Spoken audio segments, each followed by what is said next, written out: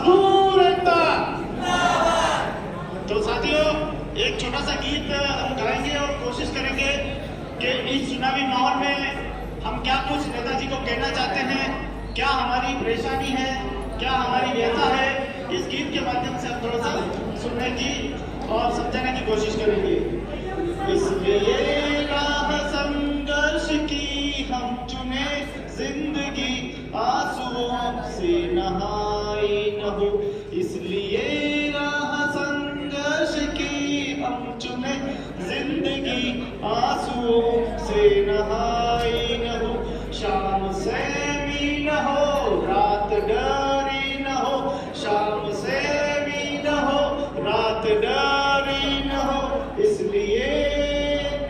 इसलिए राह संघर्ष की हम चुने, जिंदगी आंसुओं से नहाई न हो। क्यों चुन रहे हैं राह? ताकि हमारा भविष्य अच्छा है। पहले हम बहुत कुछ रो रहे हैं, बहुत कुछ पीड़ा देख चुके हैं और हमारी समस्याएं खत्म होने का नाम नहीं ले रही है। चलिए आगे की। सूर्य पे बादलों का न पहरा रहे, रोशनाई में डूबी न हो। इसलिए राह संघर्ष की हम चुने, जिंदगी आंसुओं से नहाई न हो। यूं न ईमान फुटपाथ पर हो खड़ा, यूं न ईमान फुटपाथ पर हो खड़ा, हर समय आत्मा सबकी ऊबी न हो। इसलिए राह संघर्ष की हम चुने, जिंदगी आंसुओं से नहाई न हो। आसमां में टंगी हो न खुशहालियां, आसमां में टंगी हो न खुशहालियां, कैद महलों में सबकी कमाई न हो। इसलिए राह संघर्ष की हम चुने, जिंदगी आंसुओं से नहाई न हो। नेता जब आते हैं हमारे बीच में, बड़े बड़े वादे करके जाते हैं कि मैं ये करूंगा, वो करूंगा, और सबसे पहले अपने चुनाव में जो खर्च करते हैं ना, वो सबसे पहले बटोर लेते हैं कि सबसे पहले अपना महल बन जाए, अपना बंगला बन जाए, जयपुर में अपना अच्छा सा बंगला बन जाए, दिल्ली में बंगला बन जाए, और बाद में कुछ बचे कुचे तो छोटे मोटे खर्चे अपने गरीबों के लिए सोचते, इनके पतड़े डाल दो, है ना।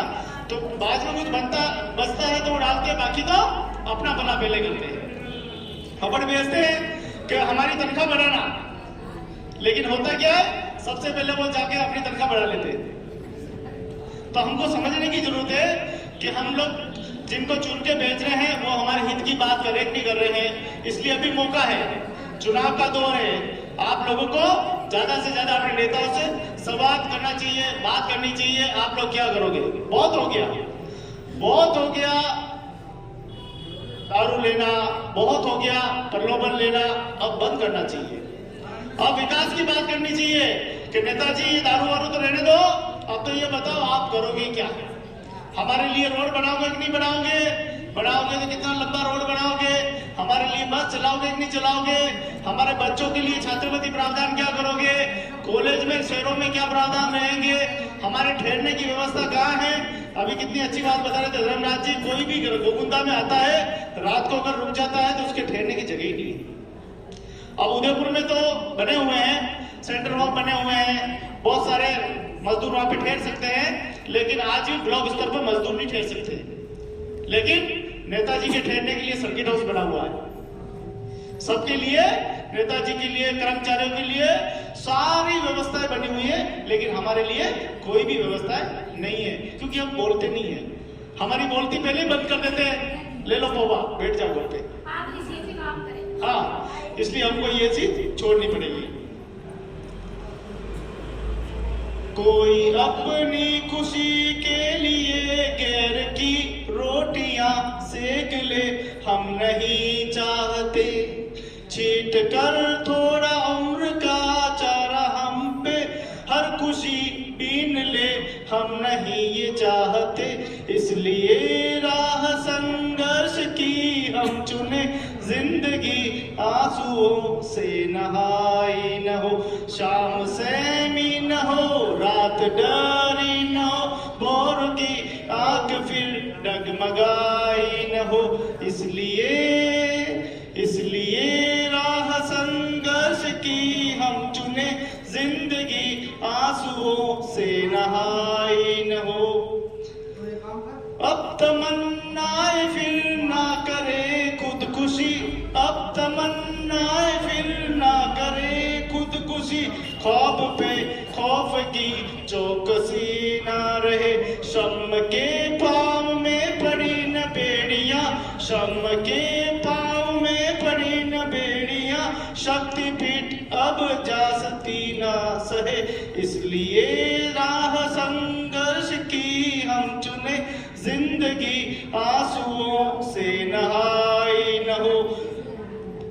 कोई अपनी खुशी के लिए गैर की रोटियां छीन ले, हम नहीं चाहते अब रोटियों के लिए लड़ाई न हो। इसलिए राह संघर्ष की हम चुने, जिंदगी आंसुओं से नहाई न हो। तो क्या कुछ बातें कही गई है, आप समझ सकते हैं कि हमें आपस में लड़वा देते हैं। ये कांग्रेस, ये बीजेपी, ये बहुजन पार्टी, ये राजनीतिक दल हमको आपस में ही उलझा देते, इसलिए हम अपनी मांग नहीं कर पाते, इसीलिए अपने क्षेत्र का विकास नहीं होता, इसीलिए हमारे बच्चे ज्यादा पढ़ते नहीं है और बीच में ही राजनीति के चक्कर में पड़ के और अपने जीवन को बर्बाद कर देते हैं। आप देखिए अभी चुनाव आ रहे हैं, लड़कों को खूब प्रलोभन दिया जाता है, खूब झगड़े करो, ये करो, वो करो, और उनमें मुकदमे दर्ज होते हैं और उनमें उन बच्चों की जिंदगी खराब हो जाती है। उनको आगे चल के सरकारी नौकरी नहीं मिलेगी और वो आगे जाके अपना भविष्य भी नहीं सुधार पाते। इसलिए रोटियों की बात कही गई है कि इसके लिए रोटियों के लिए अब लड़ाई ना हो, पेट के लिए तो करना है सब कुछ। तो ये बातें हमको ध्यान रखनी पड़ेगी, हमको ये निश्चित करना पड़ेगा कि हमारे क्षेत्र में आने वाले प्रत्याशी से हम विकास की मांग करें, विनाश की मांग नहीं करें। अगर वो किसी भी प्रत्याशी अगर प्रलोभन देके दारू, शराब, नशे की चीज देता है तो वो आपके घर में कितने दिन चलेगी? 1 दिन, 2 दिन, 10 दिन, 5 दिन, 15 दिन, 1 महीना। और जब तक वो घर में रहेगी तब तक आपके घर में शांति भी नहीं रहेगी, है ना। कुछ न कुछ झगड़ा होगा और झगड़ा होगा तो चुनाव तो चला जाएगा, लेकिन हमारे घर का कोई ना कोई लाठी पिकनी चला जाएगा। तो हमें ये चुनाव की अच्छा समय है, इसलिए अब निवेदन यही है कि 5-7 दिन ये बचे हुए हैं, इस 5-7 दिनों में आप विकास मांगिए, नेताजी से कहिए कि ये सब छोड़िए फालतू बातें, आप तो ये बताइए इस बार क्या करने वाले हैं। अभी हमारे बीच में डॉक्टर मांगीलाल जी गरासिया आए, उन्होंने बात बताई कि वो 7 योजनाएं उतारने वाले धरातल पे। हमारे बीच में बीजेपी के कैंडिडेट भी आएंगे, वो भी हमारे बीच में बात रखेंगे, उन्होंने क्या अपना एजेंडे में रखा है, क्या क्या हमको देने वाले। हमारे बीच में देखिए अभी सीपीआई से महाराज आए थे, उन्होंने कितनी अच्छी बात बताई कि मैंने इतने कट्टे लगाकर एंडीगेट बना दिया। तो हर प्रत्याशी जितने भी हो, कोई भी हो, जितना पैसा वो चुनाव में खर्च करते हैं, अगर वो पैसा वास्तव में विकास में खर्च करेंगे तो हमारा देश उन्नति करेगा, प्रगति करेगा, आगे बढ़ेगा। और हम लोग ऐसे ही ठीक है, पहले वाले हमारे बाप दादा ऐसे करते थे, आते थे प्रत्याशी, हम तो इसमें वोट देते, इसमें वोट देते, ऐसा नहीं चलेगा। अब समय बदल गया है, अब आपके वोट की ताकत को समझना पड़ेगा। आपके एक वोट से हम राजा चुन के भेजते, क्या वोट चुनते हैं? राजा चुन के कहां भेजते हैं? राजस्थान में पार्लियामेंट में भेजते हैं, विधानसभा में भेजते हैं। इसलिए भेजते हैं कि ये साहब हमारा राजा है और ये राजा हमारी जो बात है ये आप तक पहुंचाएगा। फिर उस राजा को विभाग दिए जाते हैं, जैसे मांगीलाल जी ने बताया, मुझे श्रम विभाग दिया, मुझे और भी जो ग्रामीण विभाग है वो भी दिए गए, मैंने क्या क्या उसमें काम किए वो भी आपने बताया। इसी प्रकार के राजा का प्रतिनिधित्व होता है कि वो जनता के लिए कल्याणकारी राज्य की स्थापना करे। लेकिन ये इधर बैठो, आप बैठिए बैठिए। तो हम लोगों को ये तय करना पड़ेगा कि हमने जिस राजा को चुन के भेजा वो राजा हमारे लिए क्या कर रहा है। पार्टी को बुरी नहीं होती, सब पार्टी अच्छी होती है, सिर्फ लोगों में क्षमताएं नहीं होती काम करने की, क्योंकि हम मांगते निकलेंगे, मांगे बिन मोती मिले और बिन मांगे भीख। आपने कहावत सुनी है ना तो हमारी बहनें तो कुछ मांगती नहीं है, भाई कहते थे कि नेताजी आया अपनी पूर्ति कर गया, तू चुपचाप नीचे, अपनी बोलती बंद। अब तो ये बात हो गई कि नेताजी से पूछे कि नेताजी आप आए सोई हो, इनका तो कर दिया, लेकिन आप बताओ हमारे क्या करोगे? कितने देश प्रगति में चले गए, कितने देश आगे बढ़ गए, लेकिन अभी भी हमारा देश कई देशों से 50 साल पीछे चल रहे हैं। जो गाड़ी विदेशों में 50 साल पहले चल गई, वो गाड़ी अब हमारे यहाँ आ रही है। हम देखते हैं वो नई गाड़ी आई, वो नई बस आई, वो नई गाड़ी आई, वो नई इलेक्ट्रॉनिक स्कूटी आ गई, वो नई बिल्डिंग बन गई। ऐसी बिल्डिंगें तो 50 साल पहले बन गई, ऐसी गाड़ियां तो 50 साल पहले आ गई। हम इतना पीछे चल रहे हैं, और उसका कारण क्या है? क्योंकि हमें जानकारी नहीं है। जानकारी ही सबसे बड़ा हथियार है। अगर हमारे पास जानकारी है तो हमारे पास खजाना क्या है? क्या है? खजाना। अगर कितना अच्छा लगेगा, हमने नेताजी से मांग की, हमारा रोड बन गया, हमारे यहाँ पानी का पनघट लग गया, हमारे बच्चों के लिए स्कूल बन गया। हमारे देखो स्कूलों के अंदर पढ़ाई सिर्फ हिंदी पढ़ाई जाती थी, लेकिन अब हमारे स्कूलों में अंग्रेजी भी पढ़ानी जरूरी है, उर्दू भाषा भी पढ़ानी जरूरी है, क्योंकि अब देश प्रगति कर रहा है। कम से कम एक बच्चे को 5 से 7 भाषाएं आनी चाहिए। कितनी आनी चाहिए? 5-7 भाषा उसको आनी चाहिए। हो सकता है किसी होटल में काम करे तो उसको फ्रेंच बोलना आना चाहिए, उसको इटली की भाषा आनी चाहिए, उसको अमेरिकन भाषा आनी चाहिए, हमारी हिंदी भाषा आनी चाहिए, संस्कृत आनी चाहिए, उर्दू भाषा आनी चाहिए।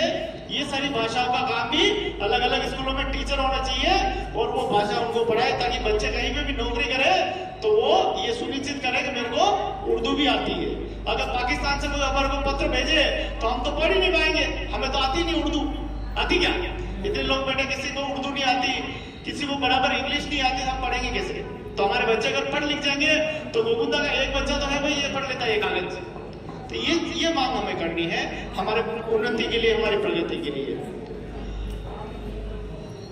जो मांगे आप लोग भी बोलो। जब नेताजी बोलते हैं तब आप लोग भी उससे पूछो, साहब ये काम नहीं हुआ। अगर आपके क्षेत्र में कोई काम नहीं हुआ तो वो भी बताओ वो काम नहीं हुआ। आप लोग उनकी बातें तो सुनते हो, वो बोलते अच्छे लगते हैं, लेकिन आप अपनी तरफ से भी कुछ न कुछ बातें रखोगे तो नेताजी के बात में ज्यादा समझ में आएगी। तो धीरे धीरे हमारे बीच में जो प्रत्यक्ष आते जाएंगे, हम उनसे वार्ता करते जाएंगे, बात करते जाएंगे, और अपनी बात भी उनको रखते जाएंगे। अब 18 मांगे देखो हमने रखी है, और 18 बातें बिल्कुल वाजिब है, एकदम वाजिब मांगे हमने रखी है। जनता के हित की बातें हैं, मजदूर के हित की बातें रखी है हमने रखी है कि भाई नरेगा में 200 दिन काम मिलना चाहिए। कितना? मैं तो क्यों 200 क्यों? इस बार 200 की मांग करेंगे, अगली बार 300 दिनों की बात करेंगे। हम तो 65 दिन छुट्टी पे रहेंगे, बाकी दिन काम करेंगे। हमने मांग की है कि मजदूरी कितनी मिलनी चाहिए, तो हमने लिखा है 800 रुपए। लेकिन कितने लिखा है? 800 रुपए में। अरे 500 दे देना, कोई बात नहीं, कम से कम हमें रोजगार तो दो। हमारी बहन बेटों को अगर रोजगार मिलेगा तो कम से कम शहरों में जाके काम तो नहीं करना पड़ेगा। हमारे भाई जाएंगे काम करने के लिए, वो लोग कमा के लाएंगे, और बहनें अपने घर पे आराम से काम कर सकती है। और स्कूल अगर अच्छे होंगे, सारी भाषाएं उसमें पढ़ाई जाएगी, इंग्लिश भी पढ़ाई जाएगी, तो हम क्यों वहाँ बड़े बड़े स्कूल में भेजेंगे? हम अपने स्कूल में पढ़ा लेंगे, बच्चों को कहीं जाने की जरूरत नहीं पड़ेगी। सारे बच्चों को निःशुल्क शिक्षा का अधिकार होना चाहिए, भले वो 12वीं हो, चाहे वो MA पढ़े, B.Ed करे, ITI करे, ताकि बच्चे यहाँ से, क्योंकि हमारा जनजाति क्षेत्र ये पूरा गरीबी क्षेत्र है, तो इसके लिए बिल्कुल निःशुल्क होना चाहिए, ताकि बच्चा यहाँ से पढ़ लिख कर नौकरी करने जाए, सीधा शहरों में करे, गाँव में करे, पटवारी बने, इंजीनियर बने, पुलिस वाला बने, जो भी उसको बनना है, हमारे बच्चा अपने गाँव का बच्चा बने और अपने गाँव का रोशन कर काम करे।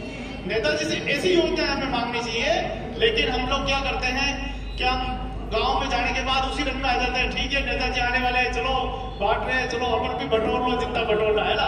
फिर वो बटोरने के चक्कर में फिर वो बनने के बाद, जीतने के बाद वो बटोरते है ना। फिर अपन जाते हैं उनके पास, अच्छा राम जी आप आए हो क्या? अरे यार वो हमारे गांव का रोड नहीं बना, आपको पता नहीं, इकट्ठा भर के उस दिन मैं नहीं दिया था, अभी उसके पैसे वसूल करूंगा, उसके बाद में कुछ बचेगा तो आपकी रोड बनाऊंगा। तो आप ये रोड तो छोड़ो, रोड़ी होती ना रोड़ी, वो भी नहीं आने वाली है। तो हमको ये सोचना पड़ेगा कि हम लोग विकास की बात करें। पहले का जो बीत गया उसको तो छोड़ो, लेकिन अब नई उन्नति की ओर, नई विकास की ओर बढ़ो, क्योंकि आपके ताकत वोट में है। पहले राजा पैदा होता था माँ के पेट से। कहां से पैदा होता था? माँ के पेट से राजा का बेटा ही राजा बनता था। लेकिन आजकल राजा पैदा होता है बटन दबाने से। कहां से पैदा होता है? बटन दबाया और जीत गया, वो बन गया राजा। यानी राजा आजकल माँ के पेट से पैदा नहीं होता, बटन दबाने से पैदा होता। वो मजदूर का भी हो सकता है, वो राजा का बेटा भी हो सकता है, या वो किसी गरीब व्यक्ति का भी हो सकता है। इसलिए राजा हम बनाते हैं। हमारे हाथों में क्या है? ताकत है। एक वोट की ताकत कितनी होती है आपको पता है? एक वोट की ताकत अगर पता करना है तो सीपी जोशी से पूछ लेना होता ना। एक वोट से आ रहे थे, मुख्यमंत्री जी बनने वाले थे, एक वोट से हार गए तो मुख्यमंत्री नहीं बन पाए। कितनी ताकत है। और वो वोट किसने दिया? नहीं दिया, पता है आपको? उन्हीं की पत्नी ने नहीं दिया वोट। अगर वो उनकी पत्नी भी चली जाती वोट देने तो वो मुख्यमंत्री बन जाते। वो खुद कहते हैं अपने भाषण में कि मेरी पत्नी अगर वोट दे देती तो मैं मुख्यमंत्री बन जाता। तो इतनी ताकत है हमारे हाथ में, इतनी पावर है कि अपना वोट जब दें, अमूल्य वोट, तो हम अपने प्रत्याशी को दें, जीतने वाले प्रत्याशी को दें, उसके हित में बात करें, जो हमारे हक की बात करे उसको हमको वोट करना है। हमें ये नहीं देखना है कि ये इस पार्टी का, ये इस पार्टी का, ये इस पार्टी का, ये राजनीतिक संगठन। हमें ये देखना है कि वो हमारे हक की कितनी बात कर रहा है, उस आदमी को हमें वोट करना है। तो हमारे बीच में गणेश जी भाई साहब आ जाए। गणेश जी भाई साहब